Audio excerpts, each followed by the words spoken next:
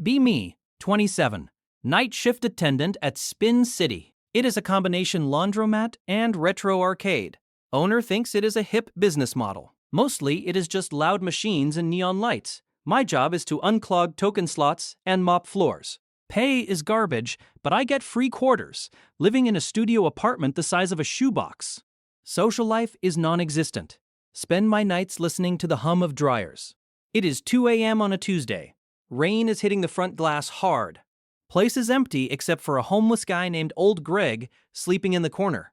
I am reading a book about medieval siege engines. Door chime rings. Look up. Girl walks in, soaking wet. Holding a laundry bag that looks heavy enough to contain a body, she is wearing oversized paint-stained overalls. Hair is a mess of dark curls stuck to her face. She drags the bag to washer 6, the big industrial one. She struggles to lift the bag. I watch for 3 seconds, putting the book down. Walk over. Need a hand. She jumps a little, didn't hear me approach. Eyes are wide and tired. Gray circles under them. She nods without speaking. I grab the bottom of the bag. We heave it in. It smells like turpentine and sawdust. Thanks. Her voice is raspy, like she hasn't used it all day. No problem. I walk back to my counter. She fumbles with the coin slot.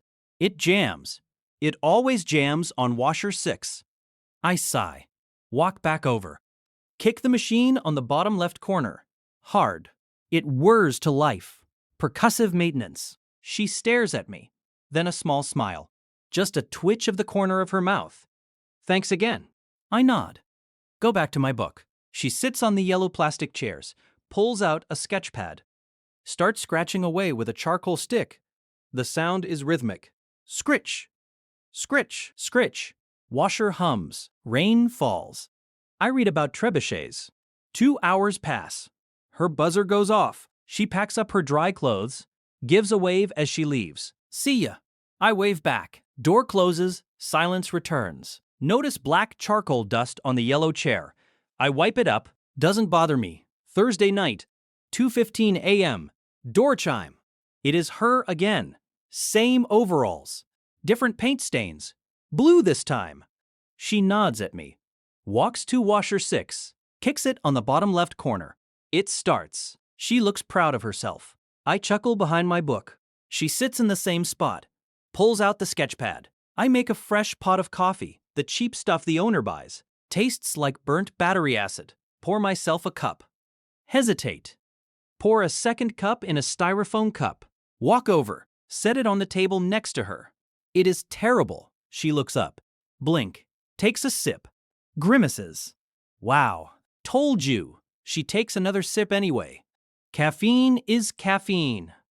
I go back to the counter. We don't talk for the rest of the night. This becomes the routine. Tuesdays and Thursdays. 2 a.m. sharp. She comes in, kicks the machine. I pour the battery acid coffee. She draws. I read.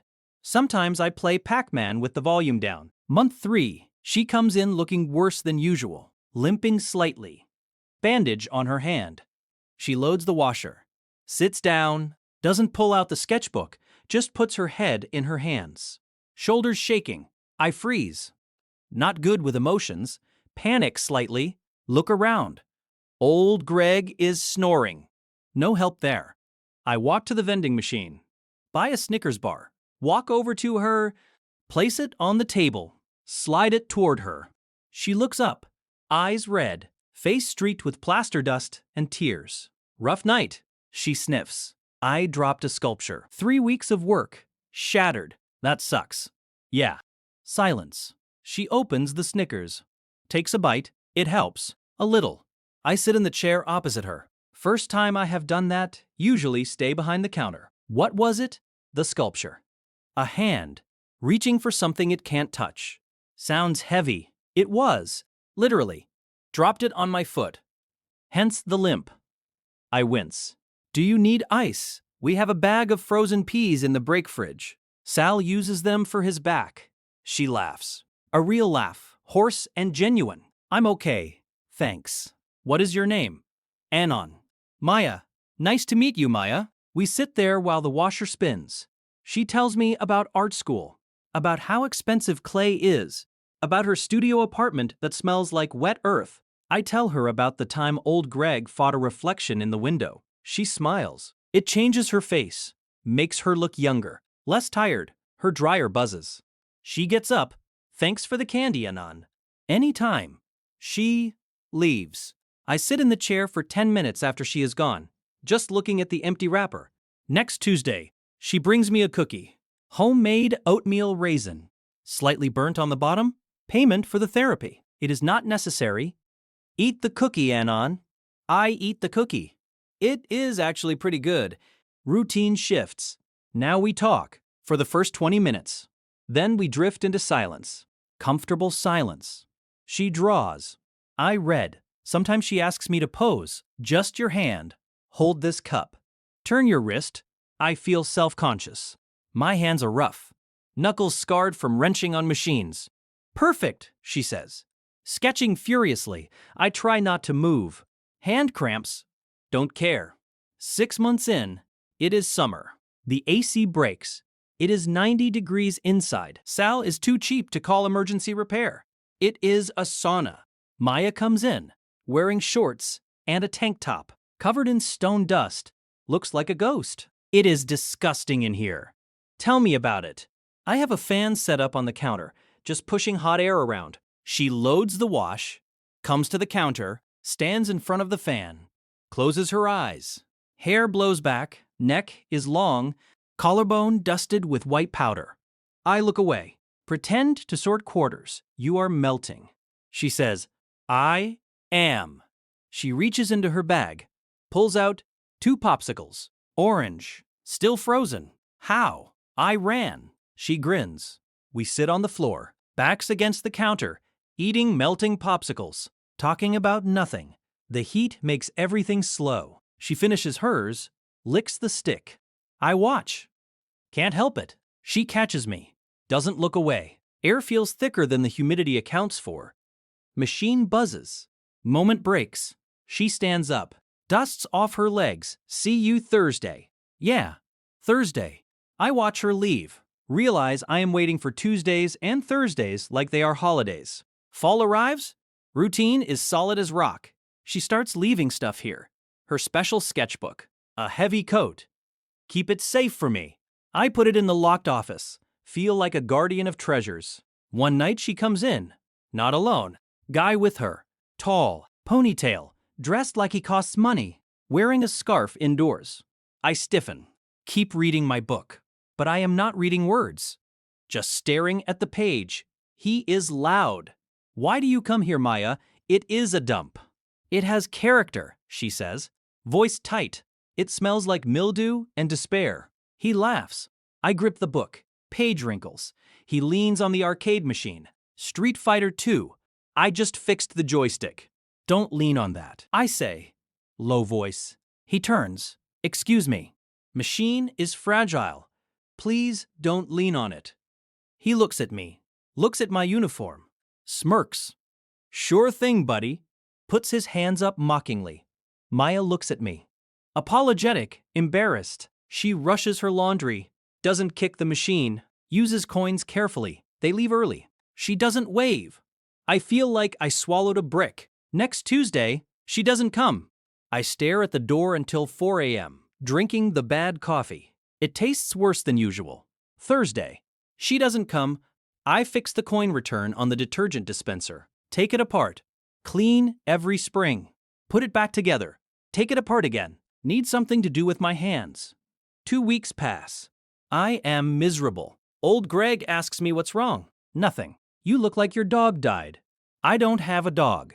Greg offers me half a sandwich. I decline. 3rd Tuesday. 2 a.m. Door chime. Heart hammers. Look up. It is her. She looks terrible. No overalls. Just jeans and a sweater. No laundry bag. She walks to the counter. Stops.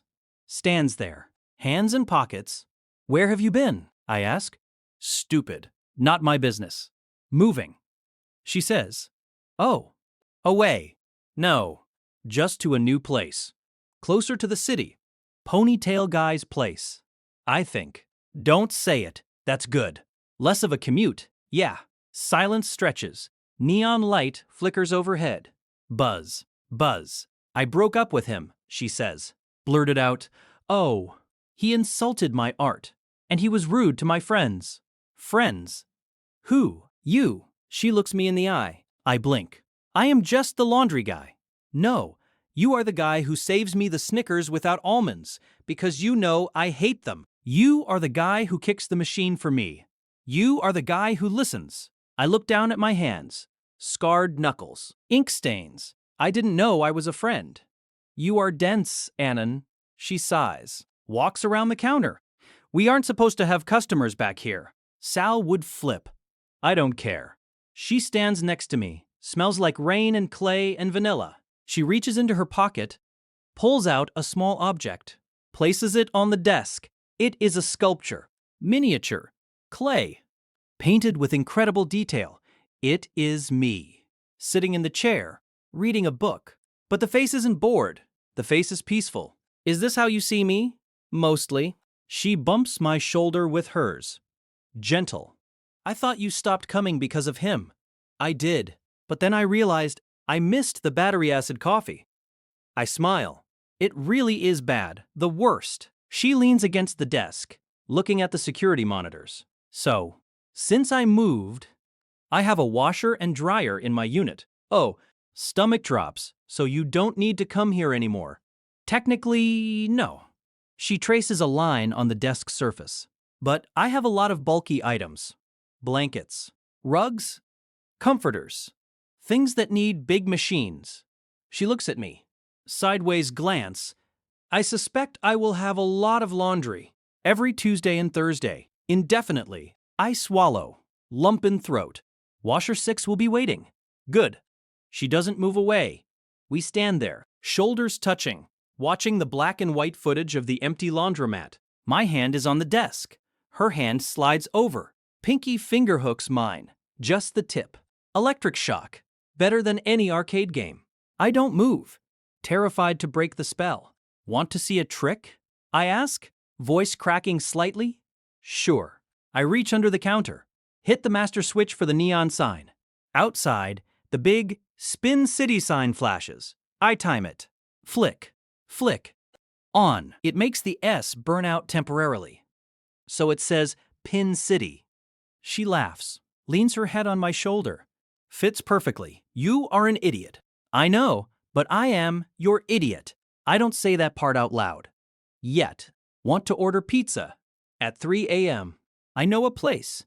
She squeezes my finger. I'm starving. Let's do it. I pick up the phone. She stays leaning on me. Warmth spreading through my side. Rain is still falling outside. But it doesn't look gloomy anymore. Looks like atmosphere. Looks like a beginning. Be me. 27, night shift attendant. And, for the first time, exactly where I want to be. End.